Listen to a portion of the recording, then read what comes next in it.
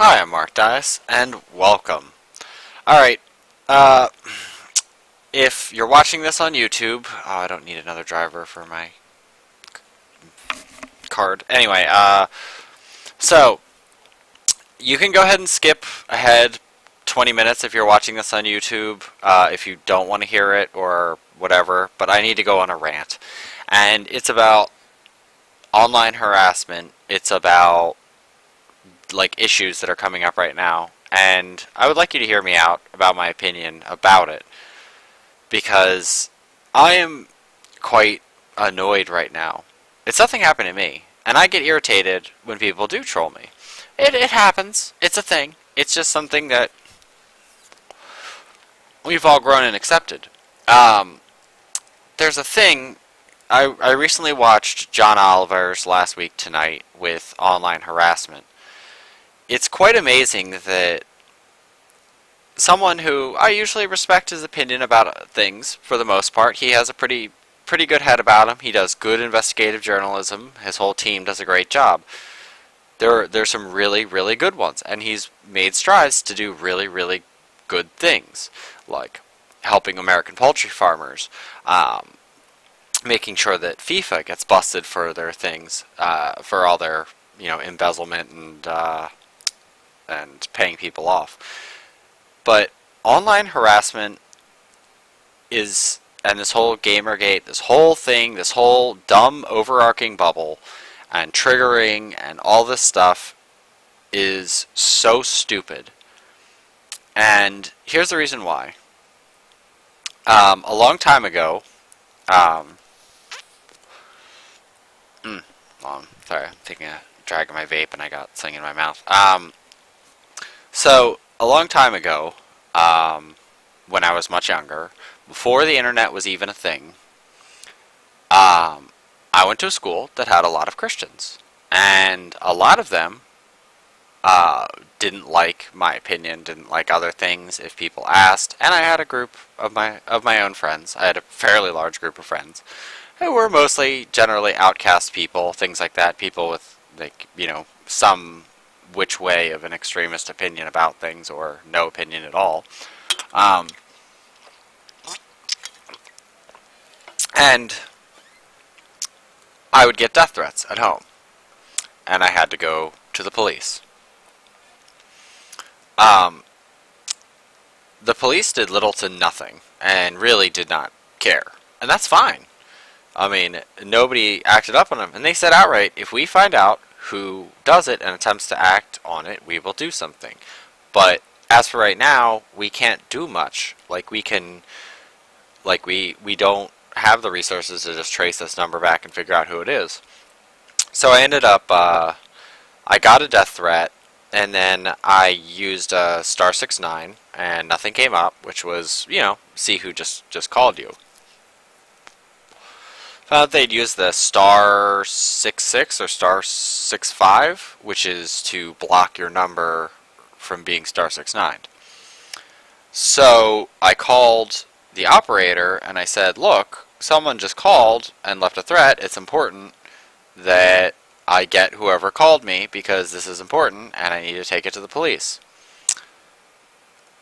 So I got the number, found out who it was. It was someone who went to my high school. Someone who I figured had done it. This guy went on in time to beat up one of the gay students at school, for completely unprovoked. I mean, literally waited for him to be alone somewhere and beat the crap out of him, and received little to no repercussions. He had, I think, 3 days of detention or something. And it's not the issue that the person who was beat up was gay or, whatever. I don't care if he's black or whatever. You still just don't do that. You don't just go randomly beat up somebody for no frickin' reason. And you can say, oh, well, it's a reason because he's gay or whatever. No, that does not equate. You can't beat someone up for an ideology. That's disgusting. And in our modern time, that is not okay at all. And people like that should be locked up indefinitely.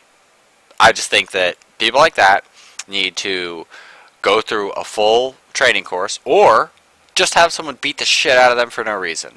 Just surprise you got the shit kicked out of you. Because then they'll realize that that's not an okay thing to do. Hopefully. um, they might end up feeling more justified in their actions, and that's what creates psychopaths. Well, anyway, time went on, and that same kid who threatened me ended up getting into a bar fight and almost killing someone. And he was, how's it going, Nicodem? I'm ranting for a minute. So this guy was from my high school who had threatened me, beat up some random dude in a bar, almost killed him. He got 3 months probation, and that was it. A few years rolled by. I was reading the city paper. Him and a few of his friends had basically beaten someone to death, and the person he beat to death was some random person he thought was gay that actually wasn't gay. Apparently he was married and had kids, but he beat him to death for no reason. And the worst part is that this guy went on for a long time doing these things. And some people would argue that if they had stopped him with the death threats in the first place, they would have stopped him before he got worse or something.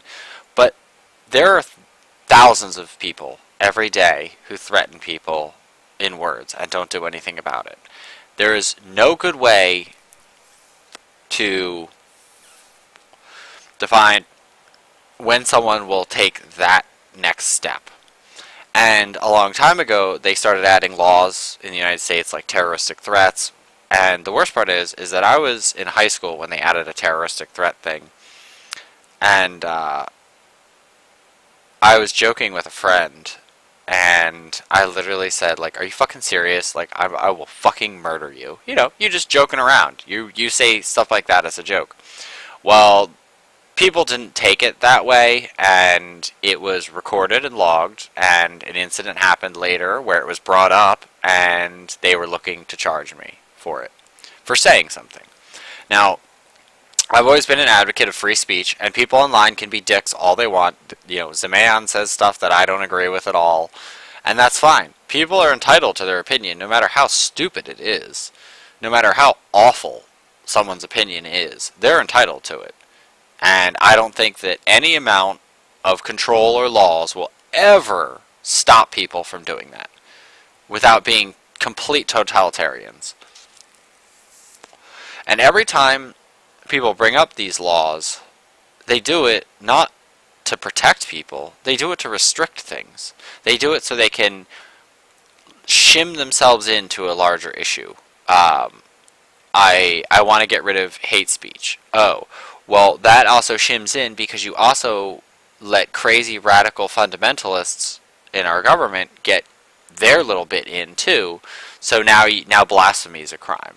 And that's the problem is that you start shoehorning these things in, and eventually it goes from something that's well-intentioned to you can go to jail for saying something bad about a president. Like, I don't think saying something like, oh, I'm going to assassinate the president should be something that is a crime.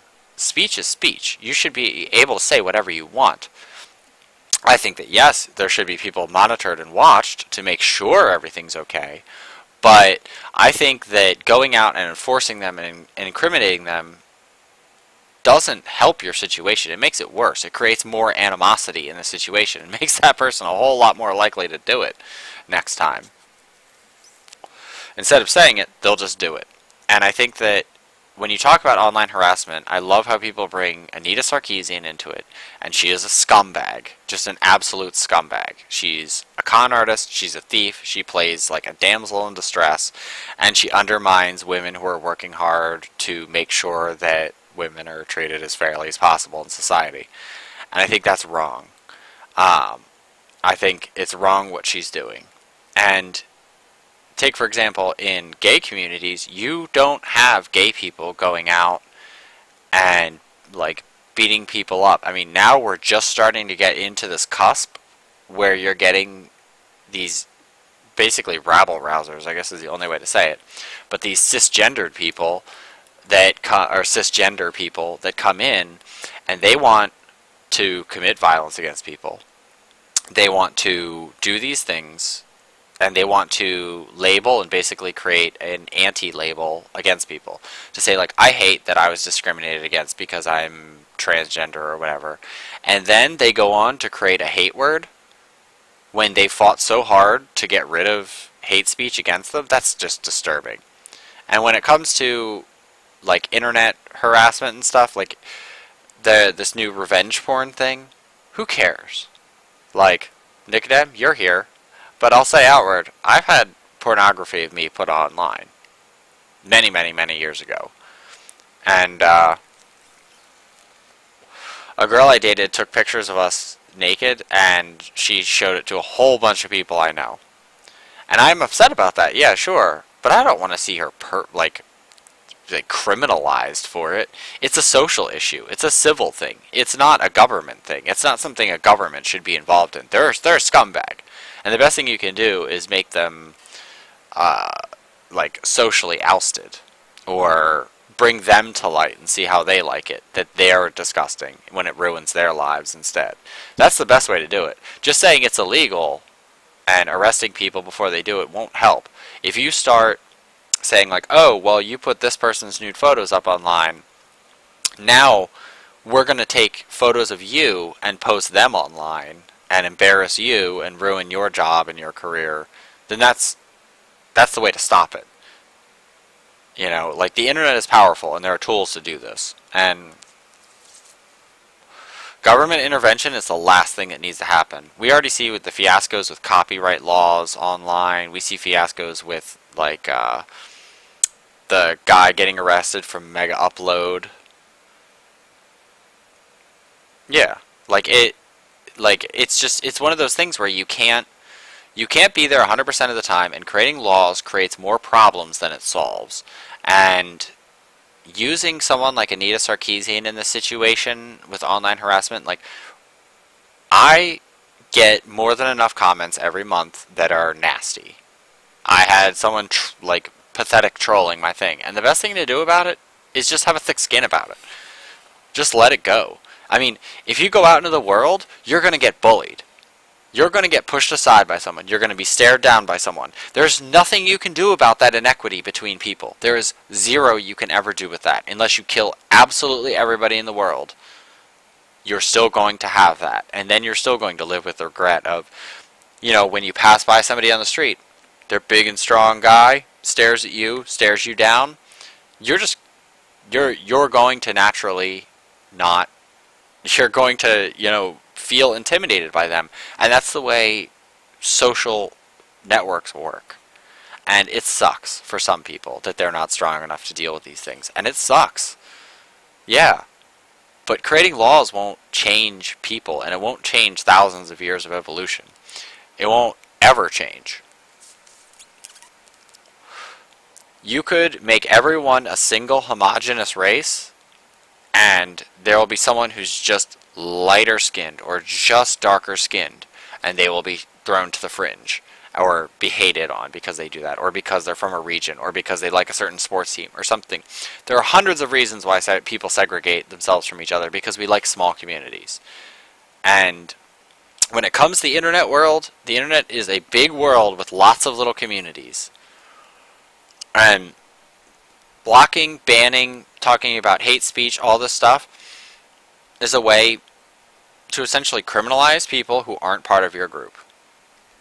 Like, I believe wholeheartedly that men's rights activists are nuts, that religious rights activists are nuts, that people who want to go see the Dalai Lama are fucking insane, and, you know, there are lots of crazy feminists. There are lots of crazy, you know, anti-Muslim and pro-Muslim people. There's a lot of crazy on the internet. And you can't moderate that. You can't moderate human behavior. And you can try your damnedest, but I think it's wrong. And I would rather someone say, like, here's a perfect example. I used to work at a place in the city, and I used to go out for cigarettes, and I'd hear street preachers, and I'd hear all sorts of people. There was a guy out there, standing there. Perfectly normal guy. Like, well, I mean, he was, yeah, exactly. Try to stay clear of him. It's the same thing as someone on a street. If you see a big tough guy, don't stare him down. You might get beat the fuck up. And there's nothing you can do about that. There's nothing police or the world can do to stop that. But this nice guy was sitting out there, and he was wearing kind of a weird outfit. He had long hair, didn't look very well groomed. He had like a crystal necklace and was wearing basically sheets. The reason why is that he was a Hare Krishna. And that's fine. Hey, he's a Hare Krishna. He's out there, he's talking about love and peace and happiness. And some guy walked up to him and just started threatening him outright. Just like, get your hippie shit out of here. Like, Christ is the only way. You need to get the hell out of here. You know, whatever. Now look, I don't like any religion, period. But at the same point, I'm not going to stop somebody from choosing their own path, no matter how stupid it is. Like, I'm not the person to stop the junkie. I'm the person to tell the junkie, like, look, it sucks for you. It does. But if you want to continue this, that's your choice. Because choice is important. But this guy got basically, like, harassed by this other guy. And I was like, look, dude, he can say what he wants because you can say whatever you want. Just let it go. Like, you're not going to do anything. Like, just walk away.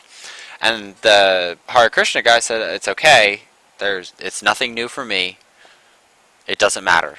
And that's the whole point. He didn't get upset by it. He didn't get annoyed by it. He just said, like, yeah, people do this to me. It sucks. And his honest words were, it doesn't matter because I can't stop all of them. He's like, there will always be people who won't believe, always people who won't like me for believing what I believe. And I said, good. Then you have conviction. That's all you need. Like, you understand that other people have other opinions. You can't change everybody. And there are some people who, no matter what, will wish hate on you. And that's just a thing. That's just something that will always happen. Now, the other inverse side of the coin is that all these street preachers that were always out there. I mean, Jesus, it's like 2nd century Jerusalem and Philadelphia most of the time. Was out there, and this guy was out there trying to tell everybody that he had like this. He had convinced himself that, you know, basically Jesus and everybody in the Bible except for the Romans were black, which is not a true statement. We know pretty concisely what people in that region looked like then, and most of them were not black. I mean, like 98% of them were not African. But he went on to it, and there's a phrase that people always love to use is like the burnt brass. Like, oh, and I think it was Isaiah, like his feet were as of burnt brass. And I told him outright that, I was like, well, yeah, when you burn brass, it turns like a yellowy color. And like when people of Middle Eastern descent get calluses on their feet, they look like that. Like, this is just a fact. And he was like, no, when you burn brass, it turns black. So I have this brass thing on my keychain, and I burned it. I put my lighter to it, and it turns this yellowy color. And he was like, that ain't got nothing to do with this. You don't know what you're talking about because you're white. You're one of the people who keeps, you know, the blacks away from their true path and all this, and just being absolutely crazy. I was like, no, even people of that era said that the people who lived there, like, were of olive skin. And he's like, motherfucker, nobody's green. And I was like, oh my God. I was like, I don't think you even understand. Like, he's like, and then we got onto this long conversation, and then he eventually said that Indian people don't exist, that Middle Eastern people don't exist, that Indians and Middle Eastern people are descendants of the true followers of Jesus who are black, who were raped by white people, and that's why they look lighter skinned, and they were exiled from the true Jesus, like the true flock, the chosen ones, which were black. And I was like, oh my God, this is so rife with inaccuracies. Yeah, and it was just so terrible. And then he said, literally, when I defeated a big argument for him, and because he said that, like, he said, like, oh, only Africans wrote the Bible, I have the true one. And I was like, I don't think you understand. I know. I don't think you understand that Romans wrote the Bible. They compiled the stories and wrote and re-edited the Bible. Like, the version you read now is not a Greek-based version. It is different. It is severely different. And he's like, you white people, you motherfucking white people, all of you will die the death. You will die the death, and I will laugh as all of you die. And he's like, and my congregation will kill all of you with the blessings of Jesus. And I was just like, you know, he threatened me. He threatened every white person on the planet. But I don't care. And all I told him was, I feel really sorry that you feel that way. It's really sad. And like, I cry for you that you are just so full of hate that you can't look at anything else. Like, I'm really sorry for you. And the worst part is that people were there who were genuinely interested in him. And when I was arguing with him, people were trying to basically like attack me. And it's like, look, I'm fine with people believing in whatever, but I wasn't being offensive. I was just wondering where on earth he got this idea from, because it's wholly inaccurate. Wholly inaccurate. But yeah, so he's fine to his opinion. That's his opinion. I would never create a law or be a part of any group that would restrict his speech, the guy who harassed the other guy, my speech in it. I think it's disgusting, and I think that anyone that tries to do that is repulsive. Because I think the ultimate important thing we have is truth and clarity in the press, being able to speak your mind without threat of violence or retaliation, and I believe that people should have freedom of and from religion. Like, I don't think at all that, you know, because Anita Sarkeesian receives threatening tweets, we should tear apart, you know, parts of the basic Bill of Human Rights that pretty much the UN has decided for most of us that these are the most important things we can have in the world. And I think it's really disturbing that, you know, people like Anita Sarkeesian and these crazy extremist people and these trigger warning people have gotten into the movement of trying to say, like, we should keep some things PC, and yes, we should define some things as hate speech so we can make crimes harsher for people who do these things. Alright, that's fine. But at the same time, these are the same things that Muslim extremists and radical extremists always say. Like, they always say, what you're saying offends me, you should be put to the death, you should be arrested, you should be criminalized, and it's not okay. It's not okay at all to do that. And it makes you no better than an extremist religious terrorist to say things like that. And I think as a world, we should come together and help end that whole idea that you can be killed for your opinion or your idea and stuff like that. I think it's so disturbingly wrong, and I just had to deal with someone who, like, listening to John Oliver, who normally I respect his opinion about a lot of things, but hearing him say that and seeing Google News articles about this stuff is disturbing, and I really wish it would go away, because I say a lot of terrible, hateful things, but I expect people to say that back to me. I think the world would be a better place if everybody just spoke honestly with each other about stuff. If you're like, I don't like you because, you know, you're Polish. I don't like you because you're Russian. I don't like you because you're black. I don't like you because you're gay. I don't like you because you're Catholic. I don't like you because you're Baha'i. It doesn't matter. It's acting on it that's the problem. And the more we focus on not saying things, the more we hold back and the more tensions there are. And so far in the past, like, 2 weeks, I've been labeled, like, homophobic, racist, a rape complier, all of these things, but none of these people want to hear truth or opinions. Like, they just want their little world where everything you say is wrong and they're the moral high ground.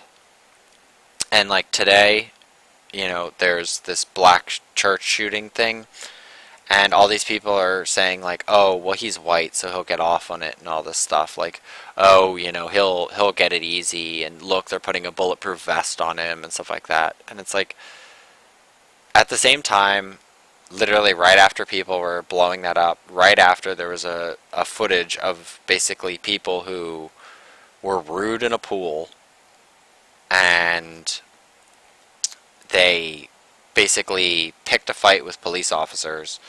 They got arrested, and the police treated them kind of brutally, but it was well within reason. But everyone's like, look at these racist cops, look at these racist cops, and I'm sick of it. Because the more we say, like, oh, black people are a minority, oh, these people are a minority, the more hate they get, and the more these extremist things come out, and it's disgusting.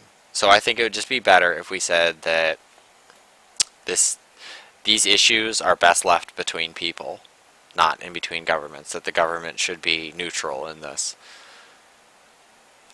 But not neutral when it comes to physical, when people actually get hurt. But anyway, now that I'm done my little rant, I will be back in 2 seconds, and Nicodem, if you want to go ahead and pick a number, and we shall play a PlayStation game. Also, I really need something to drink because my throat is like parched because I want to like scream and be really angry about this, and I am really angry about this. Oh yeah, fakely nice is the worst. Oh, one time I sat in an interview, and I have earrings. I have earrings in my left ear. I have 4 of them. They're like, it's weird looking. Anyway, so I said it. I sat down in this interview, and I was talking to him, and blah blah blah, and he's like, you know, just seeing that you have earrings, you should probably take those out, because here we have a professional workplace, and we don't have earrings here.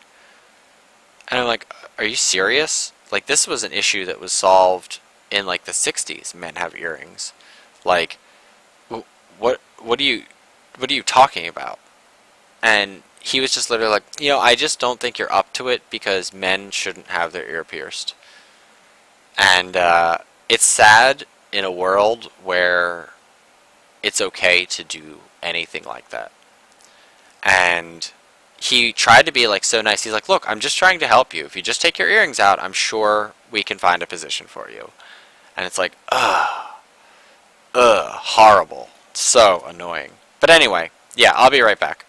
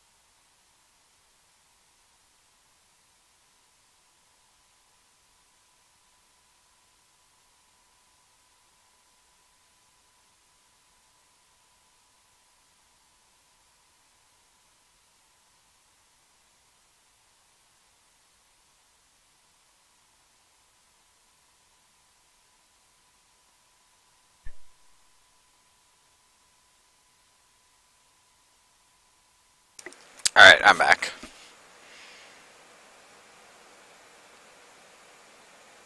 Nice. So you're pretty much, other than your thesis, ready to pack up and start getting back into the real world. Well, not saying like you're not in the real world now. But you're taking that step.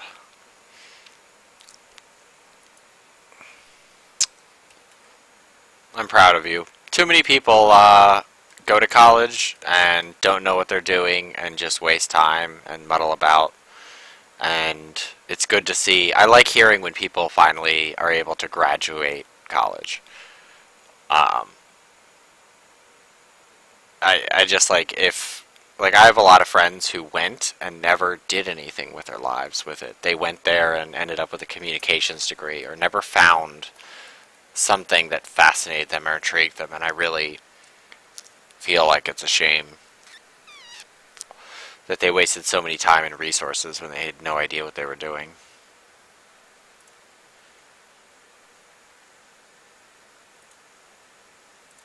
So I'm proud of you, Nicodem. Do the best you can do.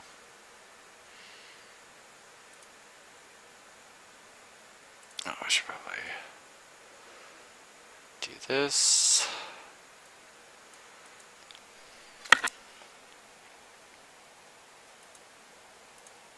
I have to delete some stuff real quick.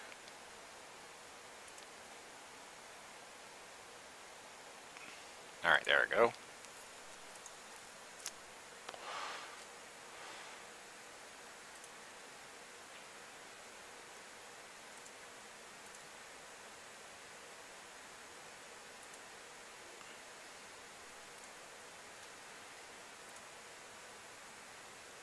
Oh, that's why. Ugh. I'm trying to treat this like a Game Boy Advance, and it does not work the same way.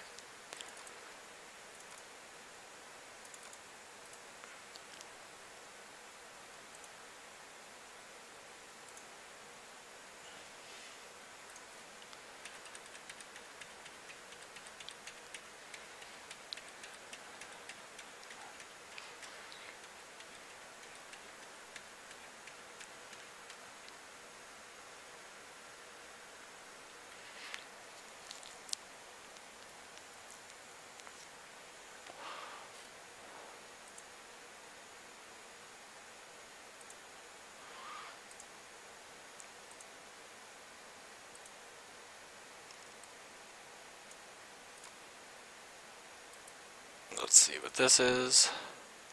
Do do do do do do.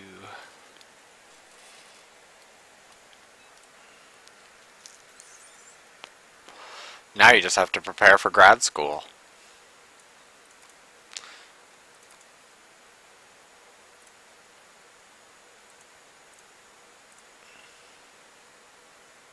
It's also weird hearing you say that because actually yesterday I was at a college campus playing Ingress, and it's weird because nobody's in school right now.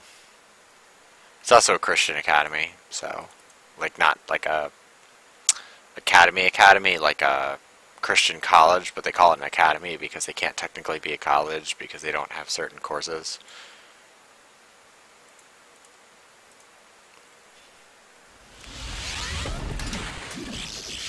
THQ, that's their old logo. It's when they were like a nobody company.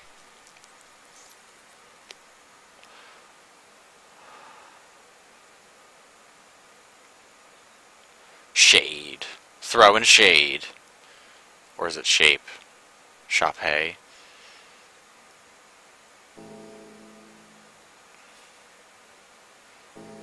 Between the beginning and an end was the middle.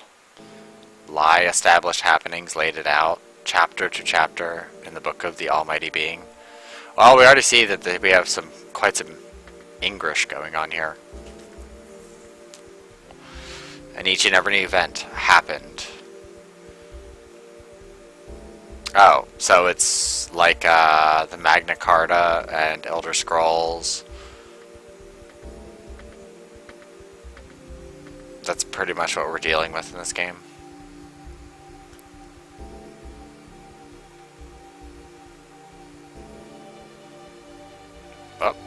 music's just coming in. I should probably turn it up a little bit. It's probably gonna be quiet.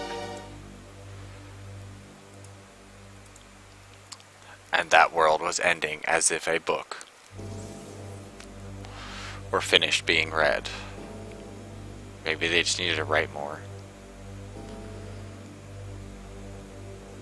But the evil that lived within the closing book ripped the end chapter. What? Leaving the multiplication to begin. Teeth leaving. It's like super quiet. I don't know if it's super quiet for you, Nicodem, but... Alright.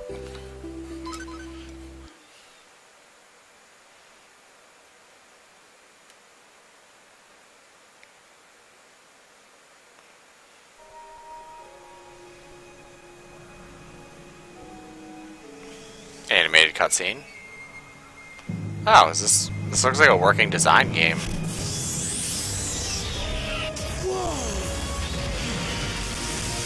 Or like, the later Sega, when all the working design people went there.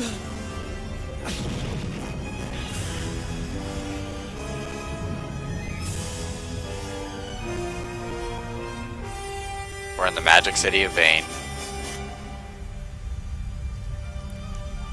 The chicks are going to die! Can't let chicks die.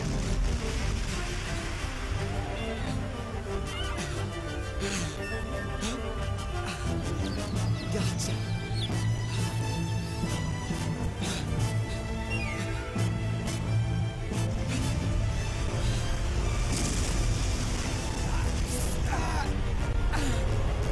Why did you even need to do this?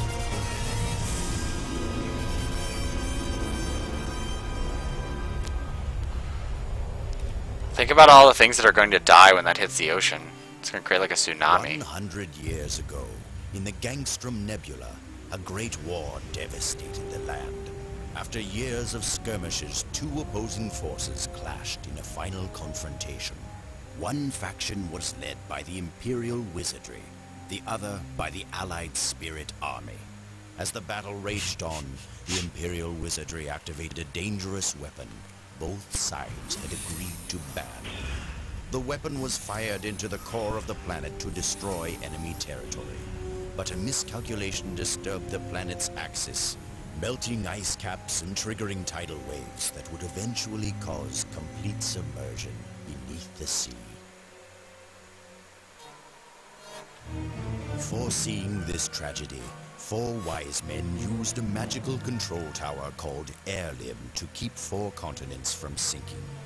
Each wise man used a magic orb to power Air Limb, but the orbs had to be re-energized at regular intervals, so the wise men left a magic orb on each continent with their descendants, the new wise men, to carry on their work.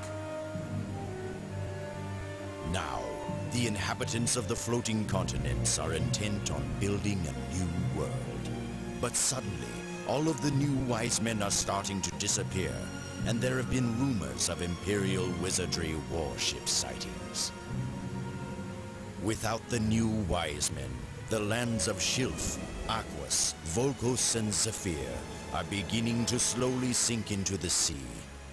Once again, an entire civilization is threatened with extinction. Well, it really wasn't the greatest plan. And if those guys come from space, wouldn't it just be smarter to, like, go to another planet?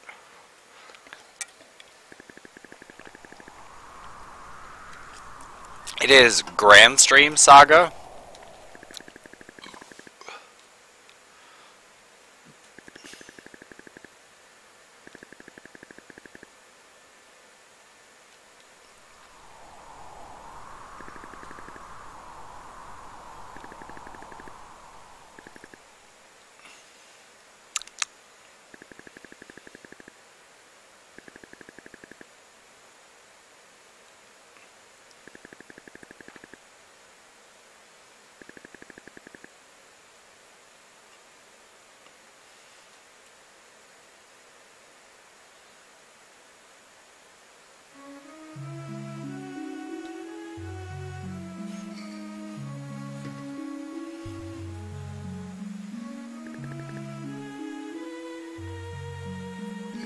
You can tell this is early because they still haven't gone like all polygon yet.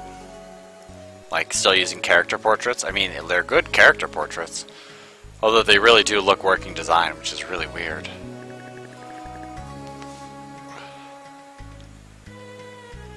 Well, you need those birds.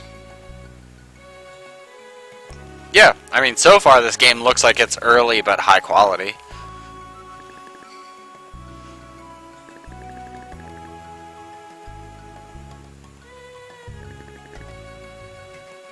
Well, you're probably going to sink into the sea and die. I don't think slicing it off would necessarily make it lighter. I mean, you might have been better off taking that stone and creating like air pockets underneath.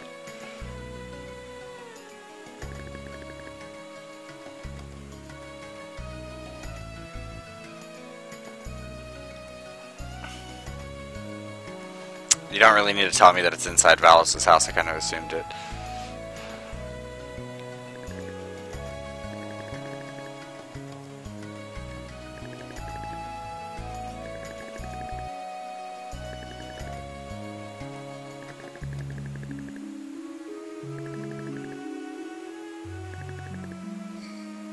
Well, that was doubly a bad plan.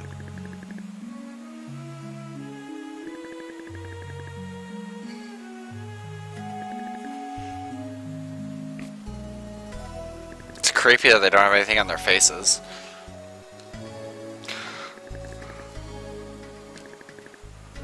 I know, I saw the chest too.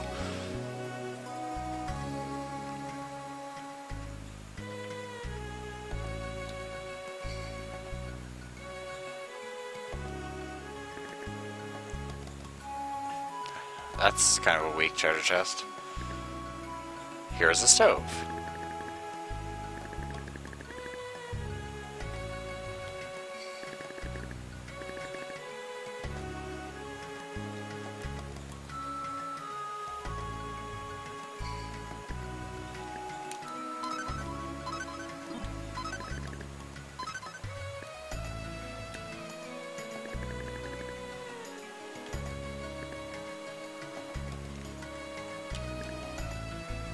No.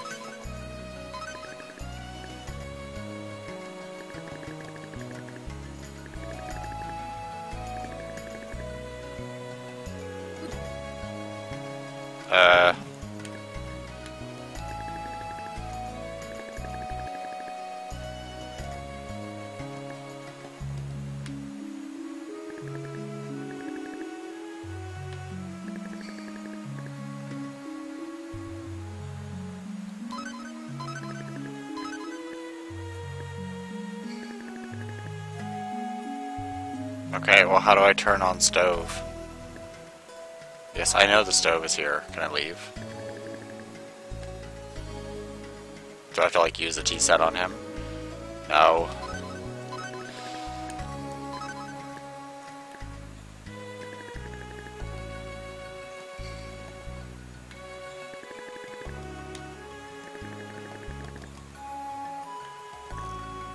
Oh, okay.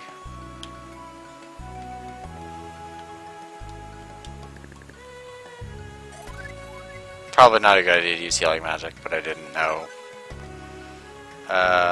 Scepter. I don't have a scepter.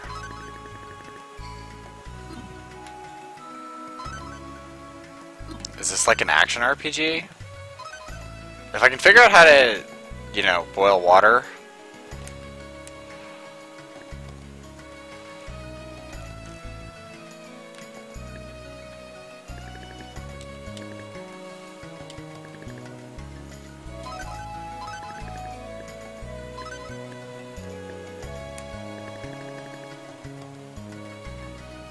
Okay, like, I got it.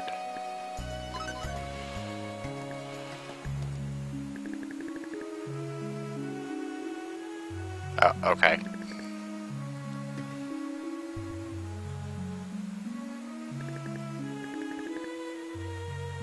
Well, yeah, that's probably a good idea.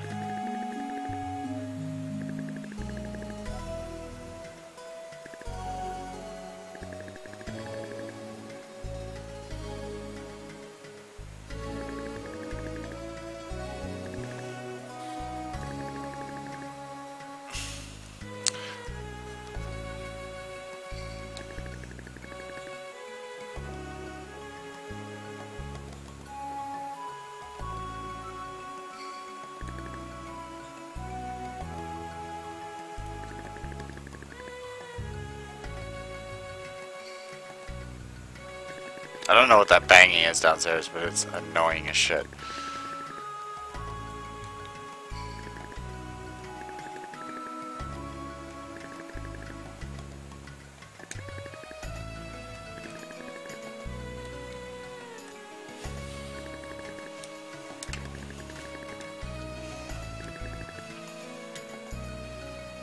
Dude, this guy's like obsessed with tea.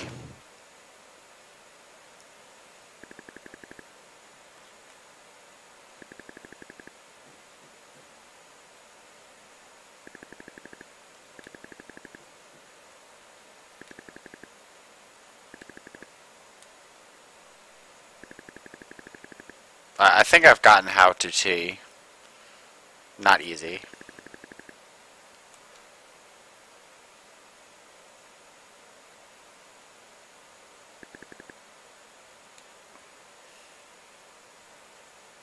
Where are you going? Why are you going to Val's bed? Oh. He confused me.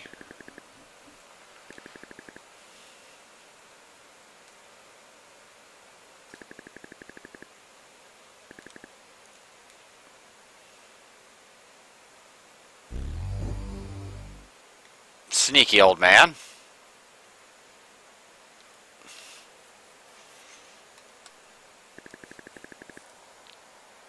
That might not be a good idea. Like, what if he's falling?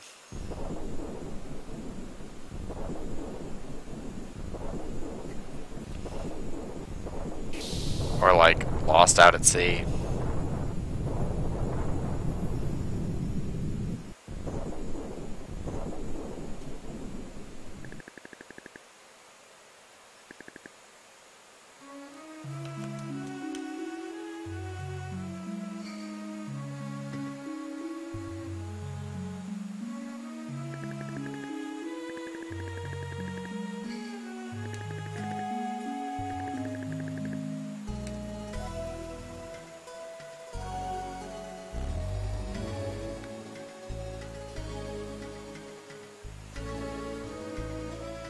Whoa!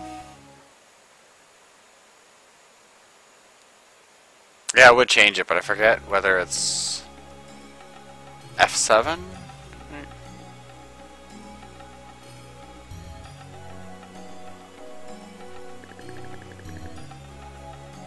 Yeah, because that's native. I don't think it will. Let's see. Now that I can see his face. No, it still looks creepy. I'll just keep this on. Doesn't matter. So pretty soon gameplay will take over and it really won't matter.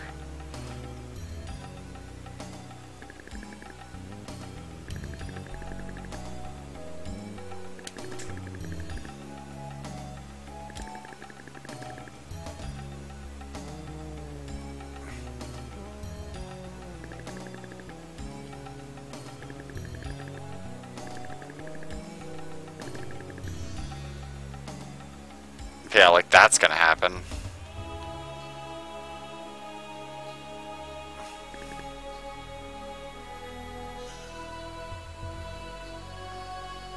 Wise Man Scepter?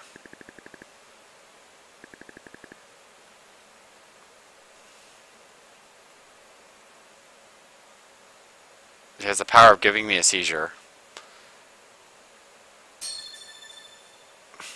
You learned to do magic.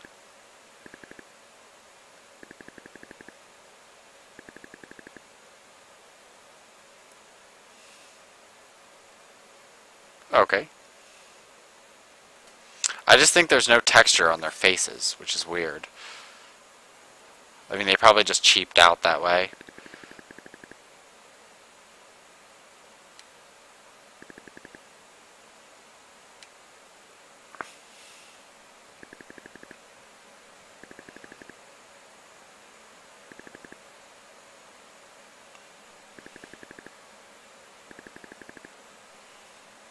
Yeah, like that's gonna happen.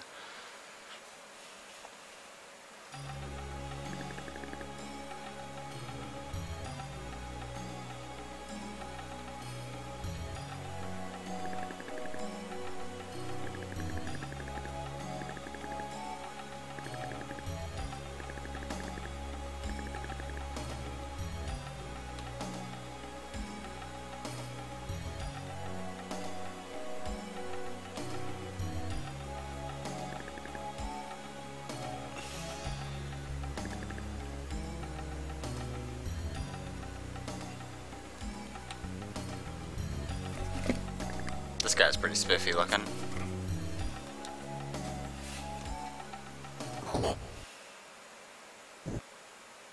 Dun dun dun!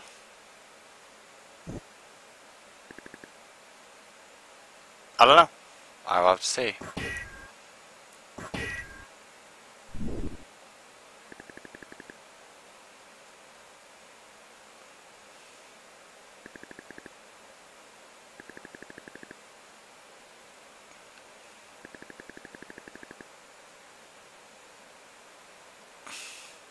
Oh, that's mean. He may have one arm, but he also has a giant sword.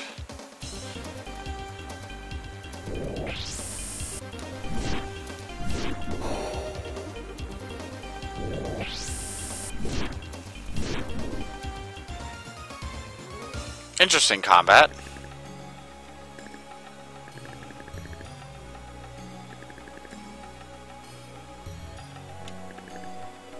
No.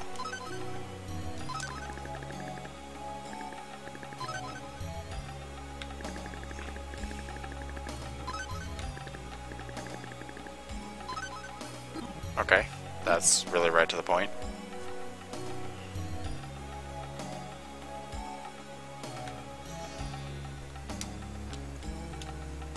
I don't see any way to actually run.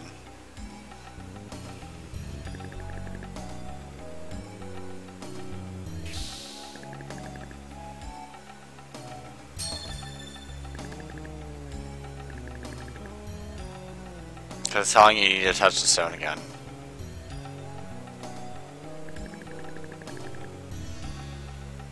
Yeah, test my skills. I think I actually might like this combat system. Once I figure out everything that I can do in it.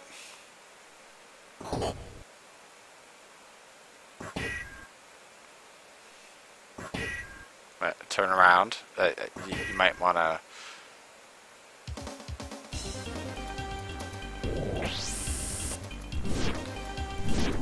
Ow! Don't be a dick.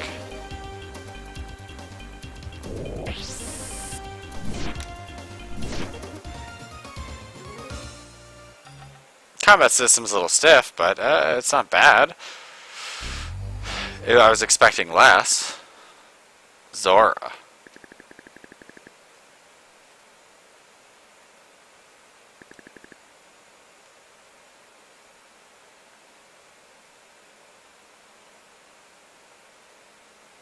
Surprisingly good character animation for such an early game. Yeah, I know. Pick it up.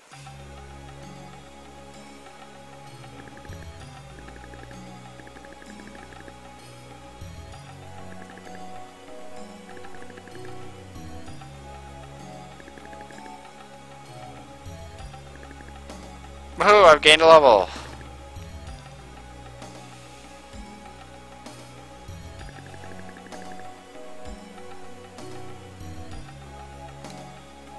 Where is it? How did you get it? Yeah, surprisingly. But I think the reason why they didn't put faces and stuff on it so they could save memory to make things look smoother.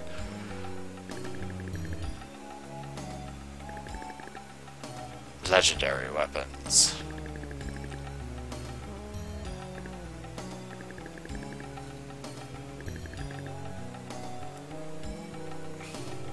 Fortunately, Roddy did not pass the trial. He also wet himself.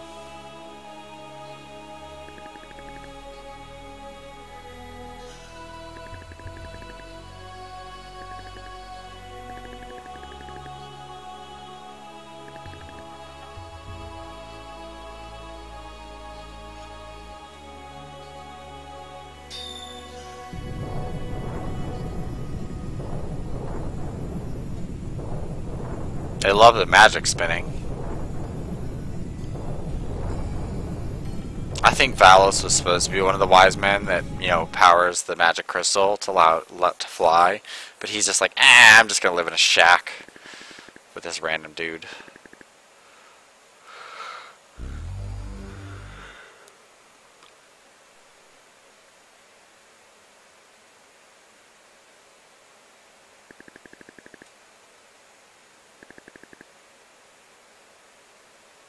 Bye. chest.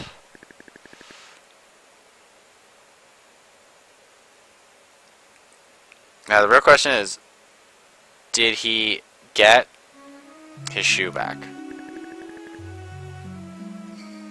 Because he's the incarnation of the devil, that's why. He's a dirty, dirty, naughty, evil child.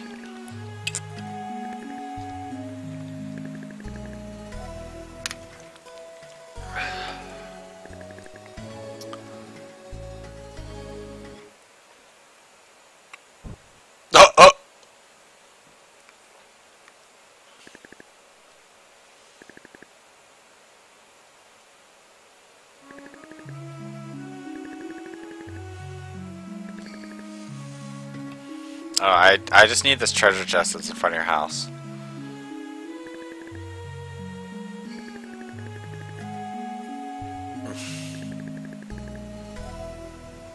But the chest. But the chest. Fried herbs? Ugh.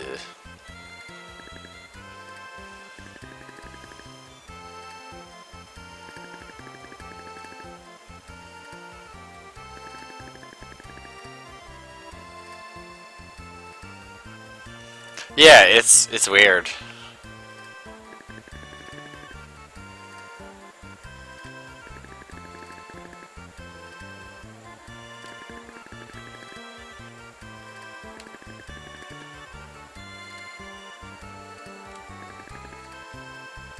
You know what would have been better than saving the continents? Making a giant ship. Just like gonna put that out there. And why does everyone have normal hair and you have pink hair?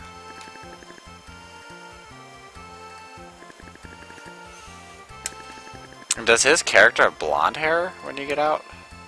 No, it has pink hair. Wow.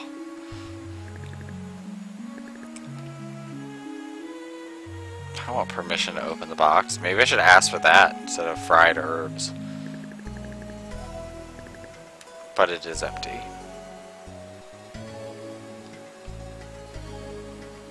This isometric view is a little weird.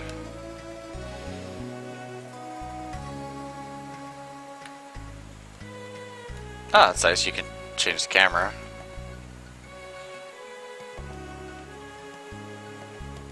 I wonder when this game came out, because, I mean, if it came out later, at least they did a lot of things that modern games do.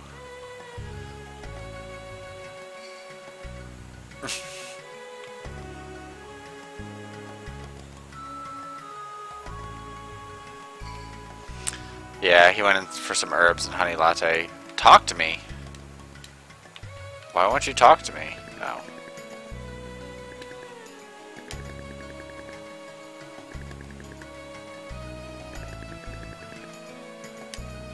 Yeah, I mean, considering that your continent is like super tiny, and you've been like slicing pieces of it off.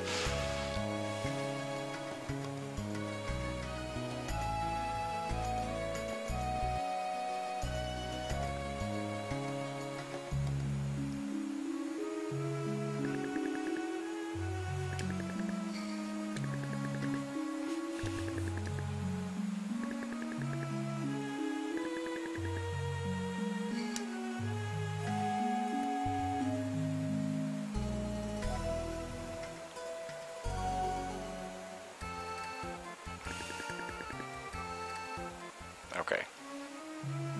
So maybe I just leave. Hey!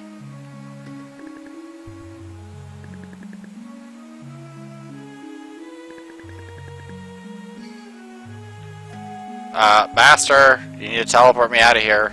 This place sucks.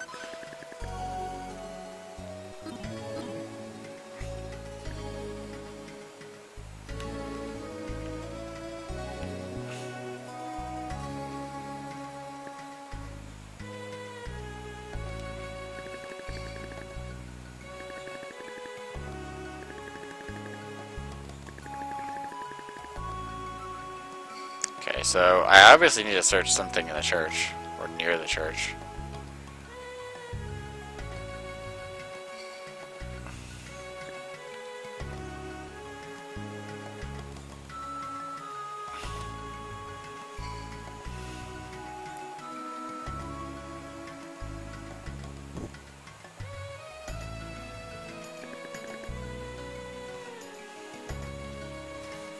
I saw that.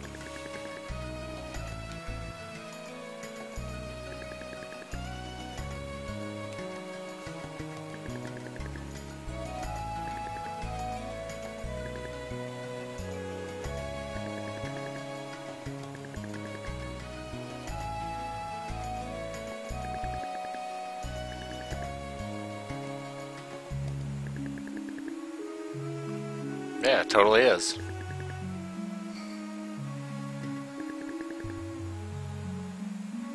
Excuse me, I have to go be suspicious elsewhere.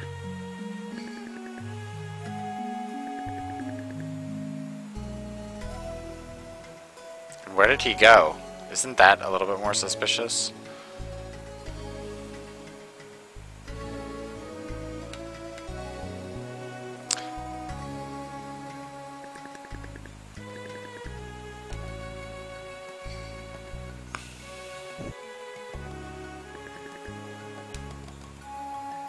Let's check out Priesty McSuspicious Pants.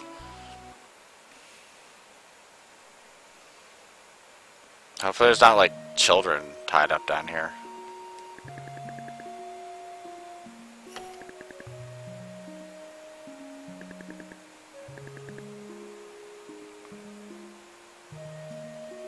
Maybe it's the priests.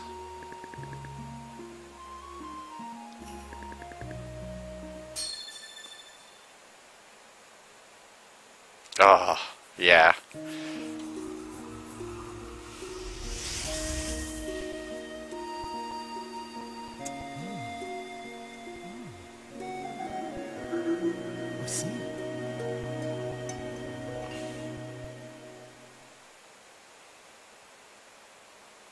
This game is weird, but I like it so far. It's pretty good. It has a story that's kind of surrounded with mystery, which I like, and it's not over the top about things.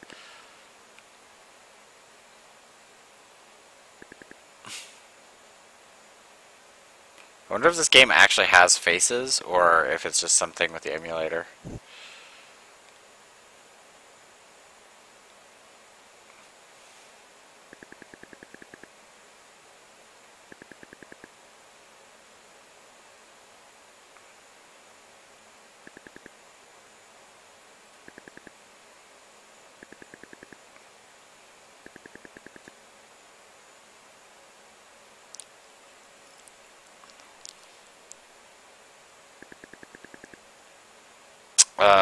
Grand Stream Saga? Let's see. No, it's not in here.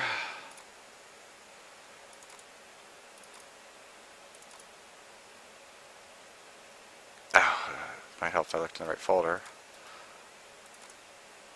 Yeah, the Grand Stream Saga. G-R-A-N S-T-R-E-A-M. Nothing, no weird spellings or anything.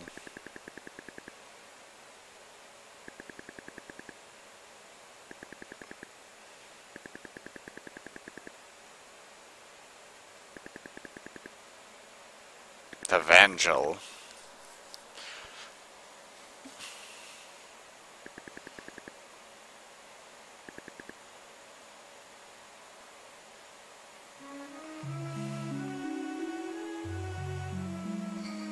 Interesting.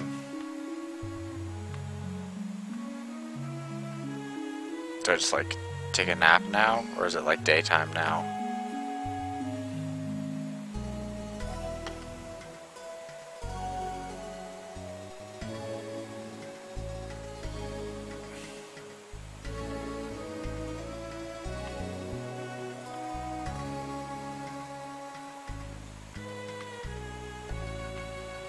Dude, talk to me.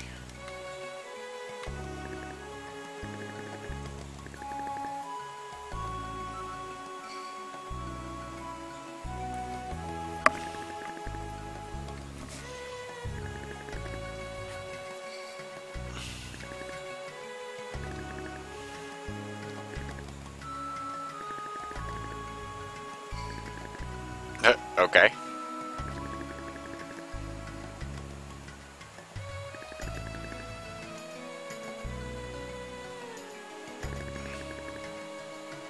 Ah!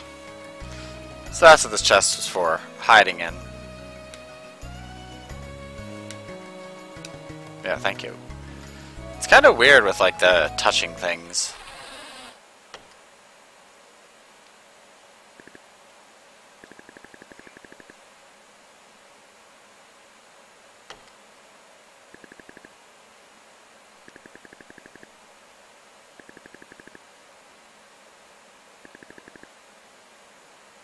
What would pirates be raiding? I mean, let's be serious. Wow, that's 8,000 gems.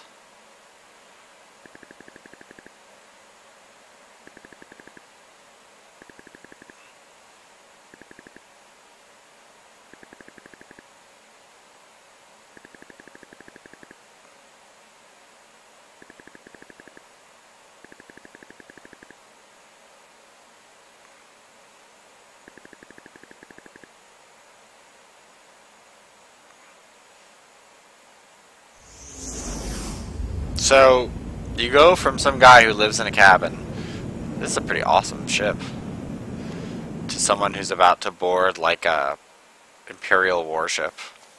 Literally, an Imperial warship.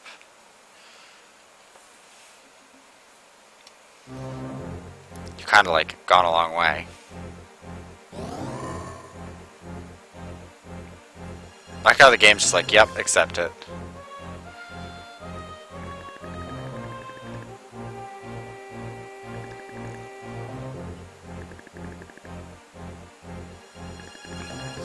At least the characters have interesting, like, pictures, portraits.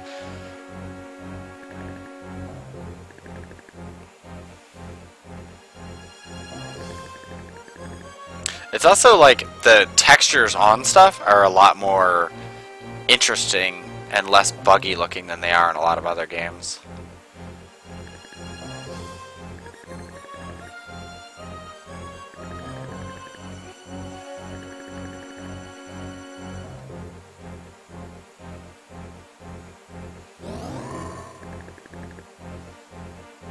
Uh-oh.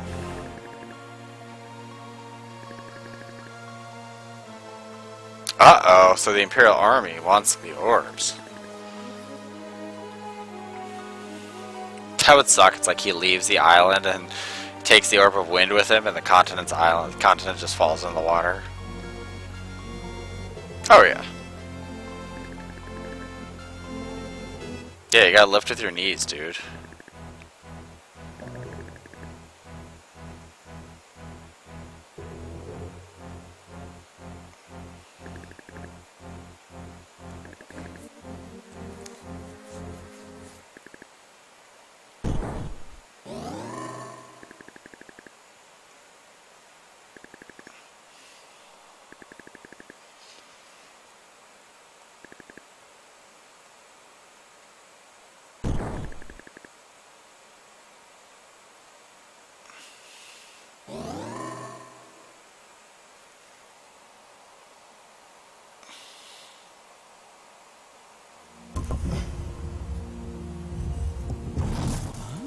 Where am I?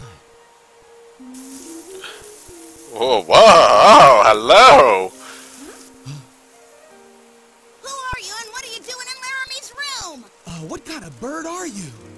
I'm not a bird, I'm Corky the Spirit Beast, and you'd better duck. Nice move, but I hope you realize I had some soap in my eyes. Now, you've got exactly 1 minute to explain who you are and what you're doing here. Well then, good thing she keeps a mace in the bathroom and a throwing axe.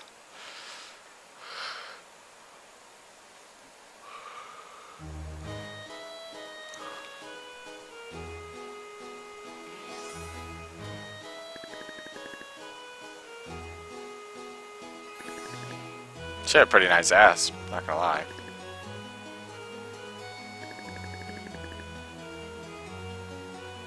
Well, what if I did?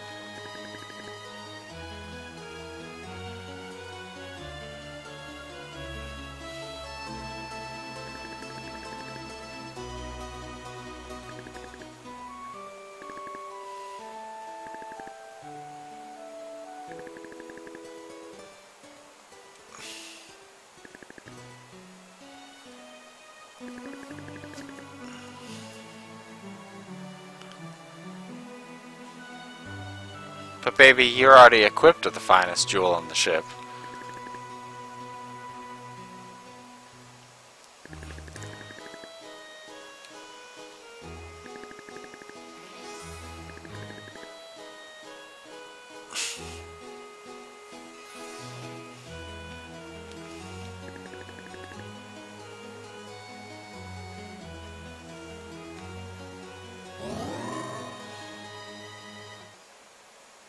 It's good to see that this game, it reminds me of a Working Designs game. It has that like kind of bizarre humor and stuff.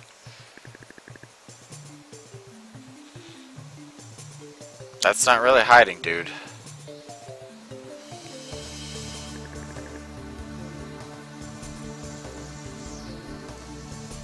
I don't know where I'm going.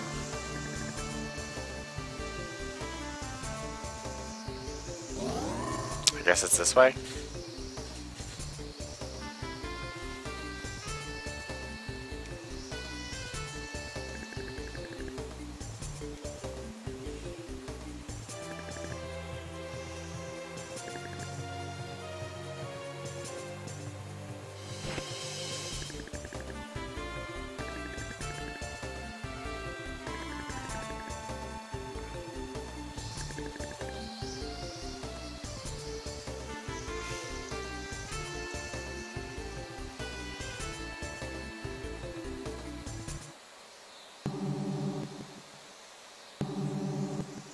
Hey, a non-annoying alarm sound.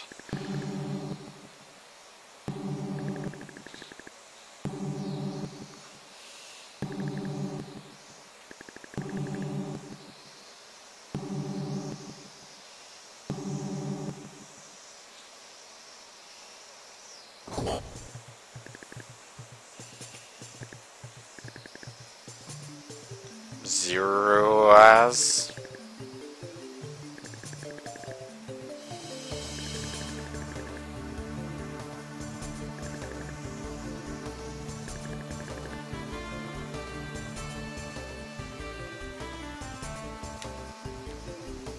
What's this? Yeah, sure. Hopefully the game doesn't crash.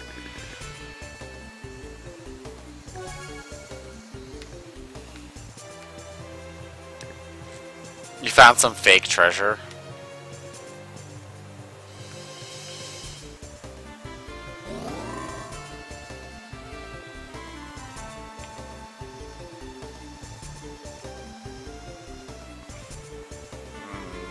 A room like over here. There it is.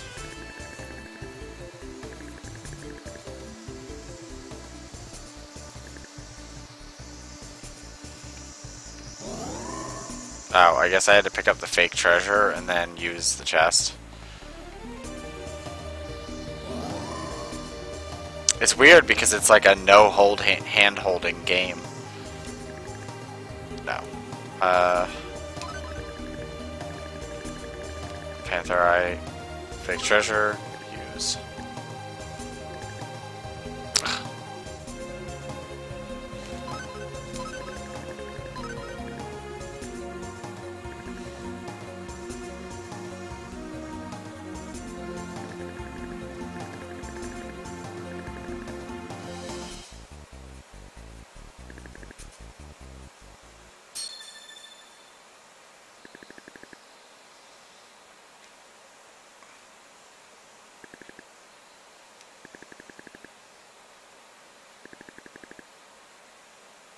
Wow. Bird, you're quite crazy. Let's see, can I... No. Triangle. Okay, so I guess fake treasure doesn't do anything.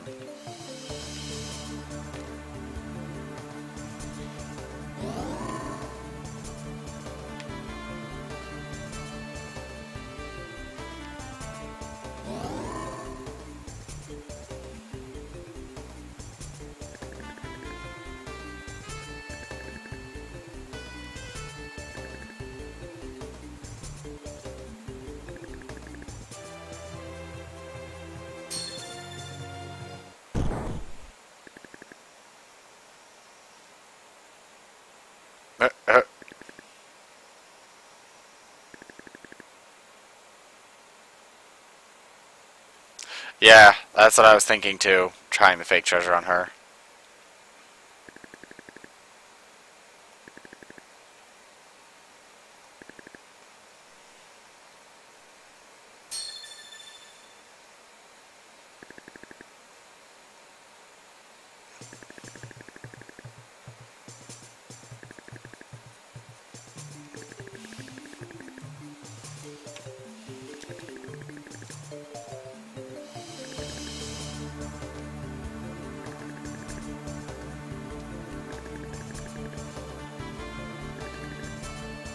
What are you, Prince Charming?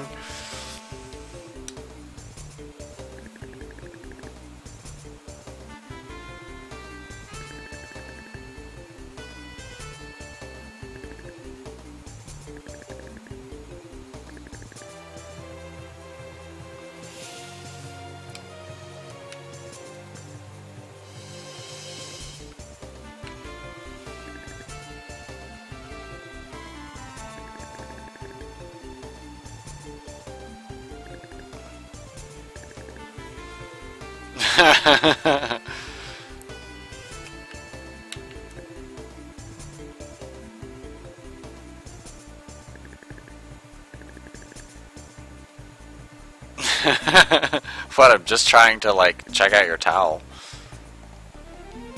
You never know when you might need a towel. Especially if you're on, like, a weird space flight.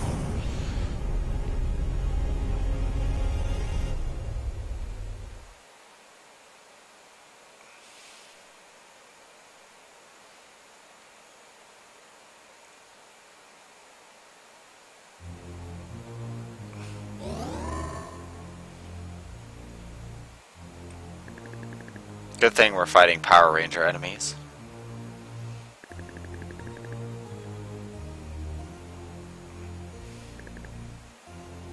Or maybe they're all Warhammer.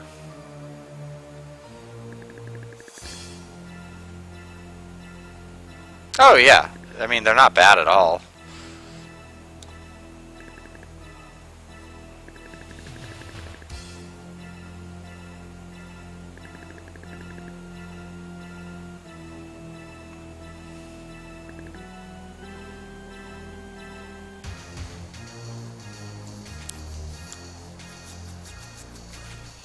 So why did the wizards float continents if you already have airships that seem to run forever?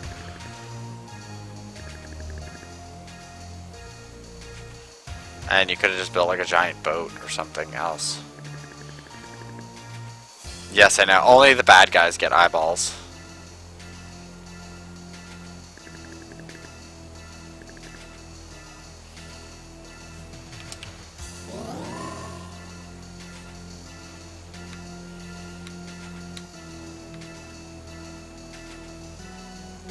Oh, there's treasure.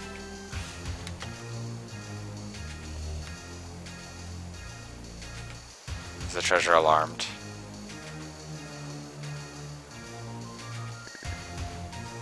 Gem obtained.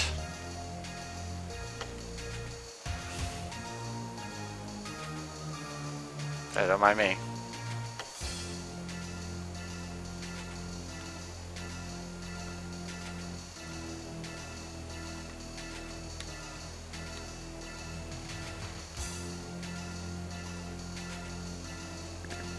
Oh, there you go.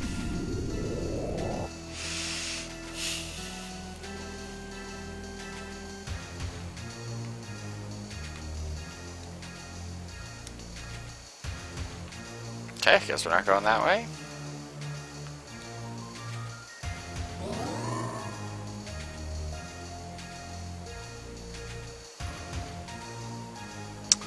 I'm guessing we probably don't want to. Let's see. Oh, sweet, we can just fight him.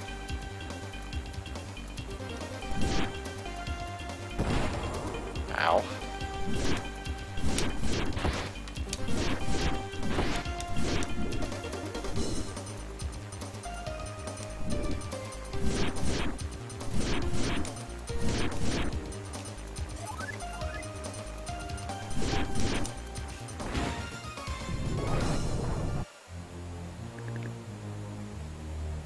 Yeah, take that, Slurg. Hopefully he's not like an ally later.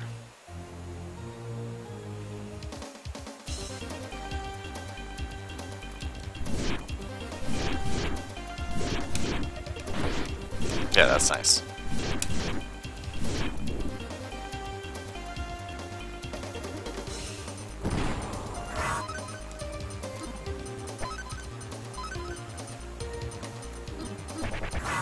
Ow.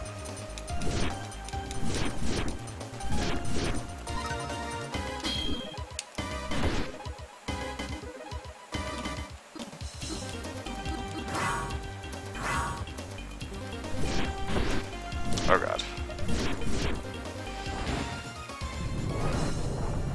I like how their explosion like knocks me away.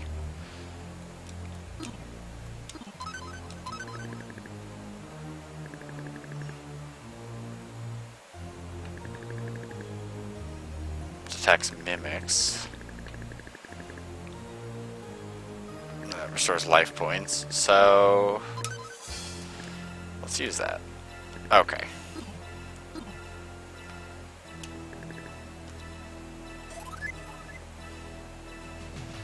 I mean, it's nice that I don't have to go into a menu to use healing, but...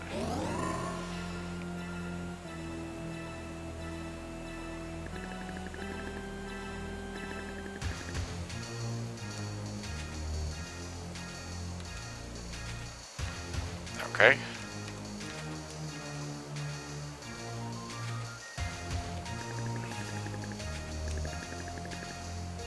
Let's go to the second level. I wonder how much experience it takes me to get to the next level. I should probably look that up.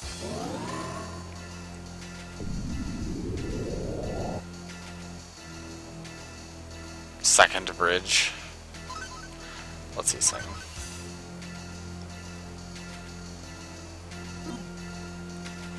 I wonder if there's just like not an actual level up system.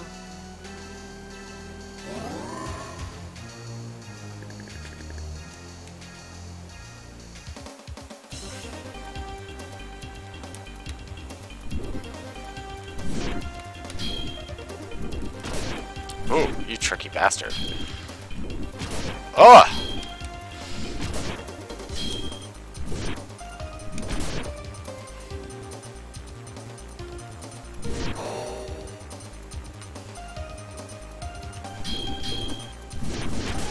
Oh god. Holy god, dude.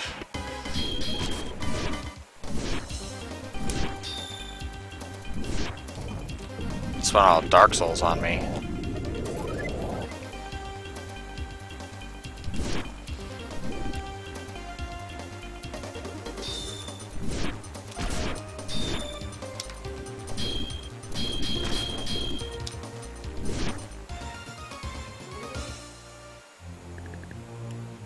Ah, defeated soldier.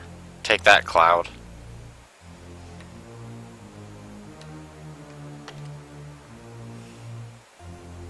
Dude was freaking tough.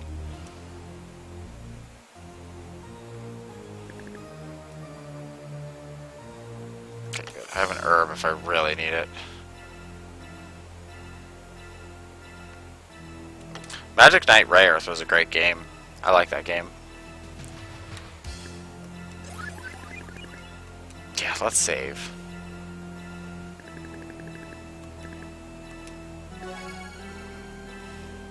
Oh. Interesting.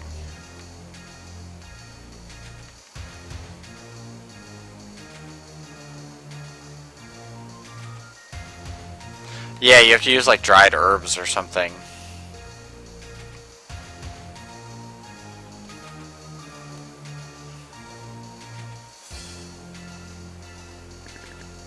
Piece of metal.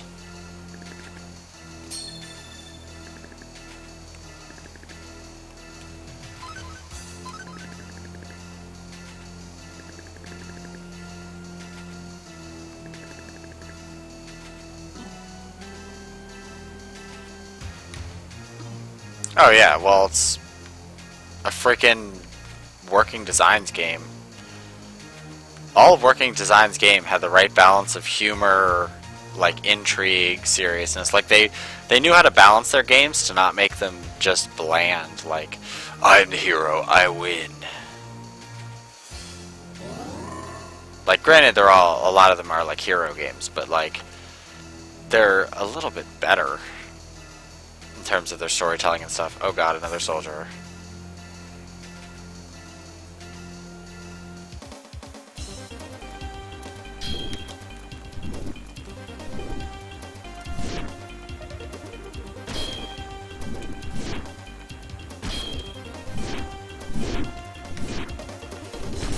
Oh my god.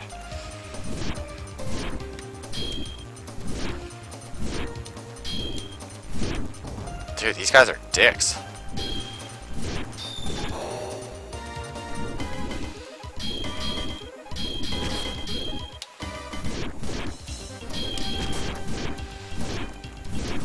Oh god.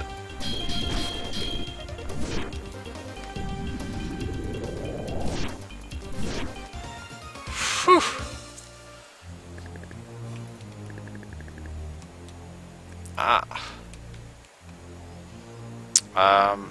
Let's go ahead and heal. Oh hey, that restored everything. Nice. The only thing I have to be careful of is the amount of damage I have. Yeah, I know it's locked.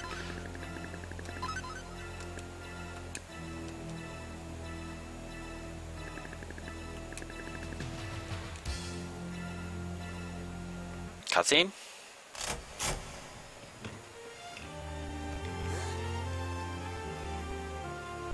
Wonder what's on the third floor. My name is Eon. You're Arcia. Why, yes. But do I know you? No, but I'm a friend. I bring this gift from your father. He said it was of grave importance. Oh, from my father?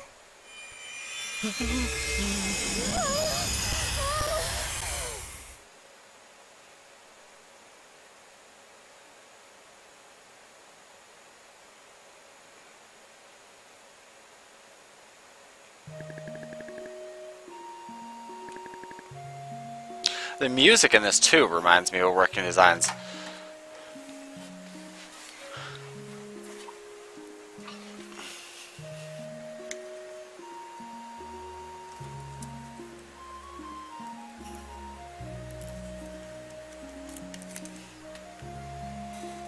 Oh, you mean like the edge clip and stuff? Or the, what do they call it?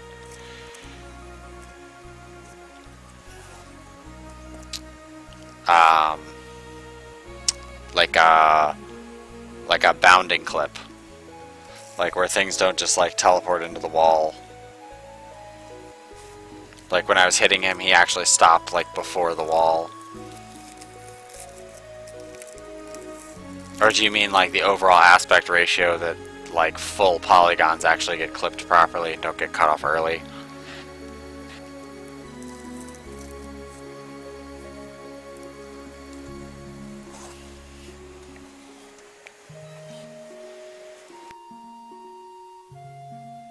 And this music hardcore reminds me of Working Designs games. But it's strange because this game isn't a Working Designs game. But I tend to think that it might be made by someone. Or they just try to clone a Working Design style game.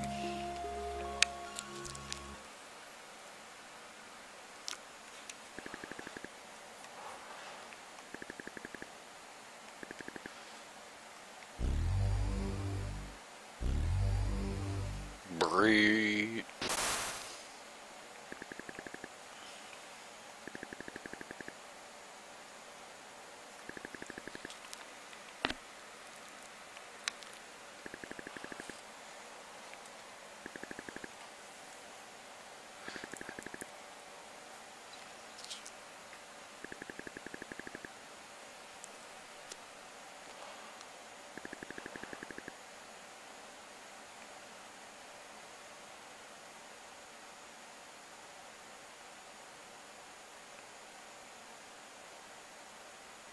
Oh yeah, like it's all the fights are in their own separate rooms, but without a loading scene or anything. But I wonder if they just split it or if they're actually separate environments.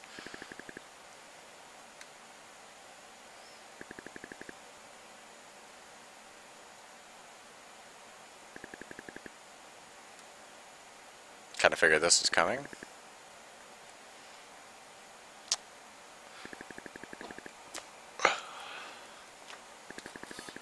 It's also weird to start a game with like a wind orb. Normally they start with like a fire or like a water. Wind is usually like the last one you get to get like lightning magic and stuff. It's weird.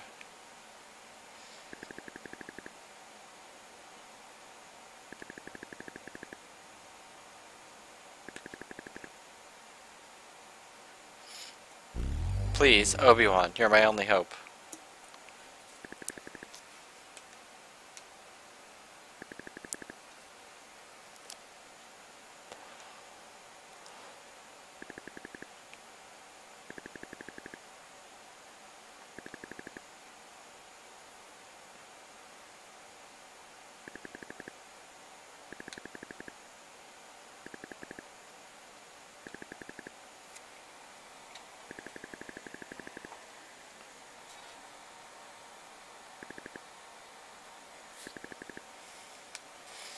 Yeah, time to peace out. Watch, old dude's gonna like teleport in and get me off of here.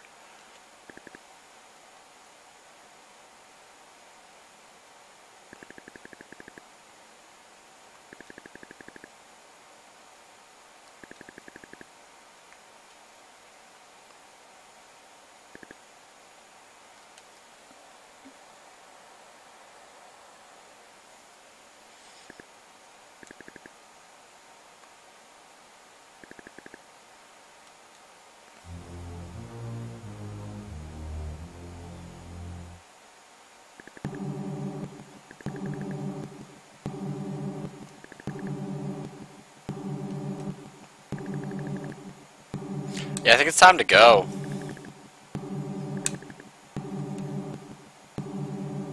Yeah, it's time to go.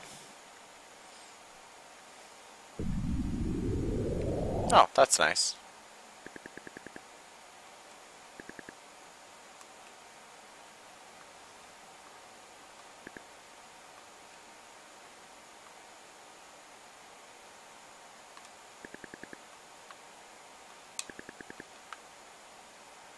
Okay.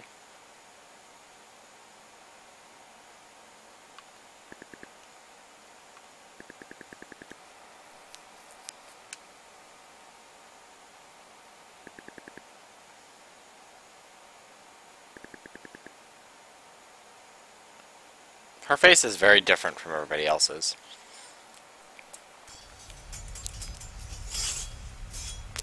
Oh no! Star We've all been swords. captured. Now we'll never get out of here. Over there. Someone's coming. Who are you? Oh, what a pretty picture. The brave young warrior and the beautiful damsel in distress. So, how did you two find the other 3 orbs? I'm curious. Who said we found them? I've been informed of every move you've made. And now it's time for me to make mine. I've got them all. Oh no! What have you done? That's a thing. Now that the orbs have been destroyed, you nor anyone else can perpetuate the selfish destruction of nature's gifts for their own greedy purposes.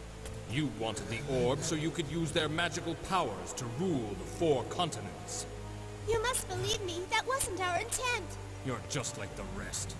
You swear you won't be corrupt, but you will be. Leave now. You're free to go. Go ahead. No one will stop you. One's destiny cannot be manipulated.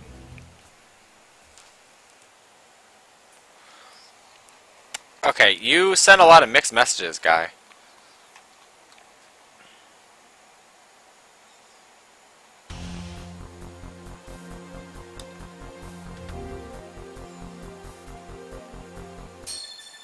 Oh yeah.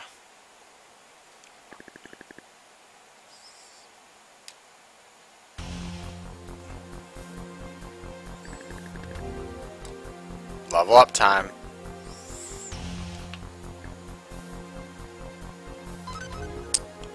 do I get with level up? I just get more hit points?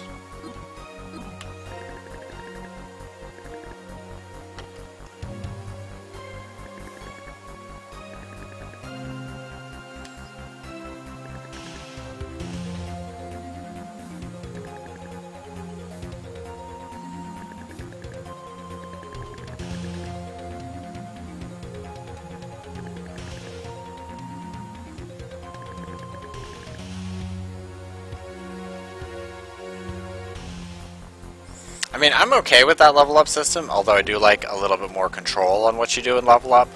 In this, it probably, you know, is a little more controlled. Like, your level ups are only what they give to you.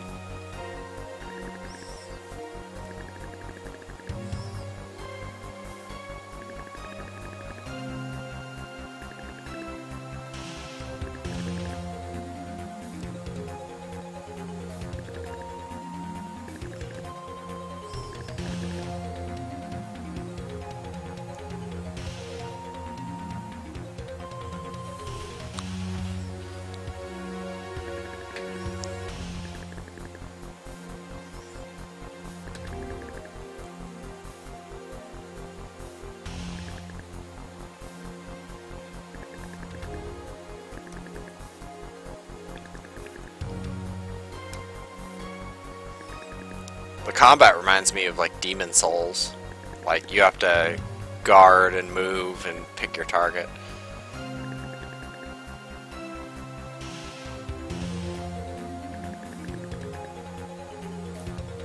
He's gonna become giant, isn't he?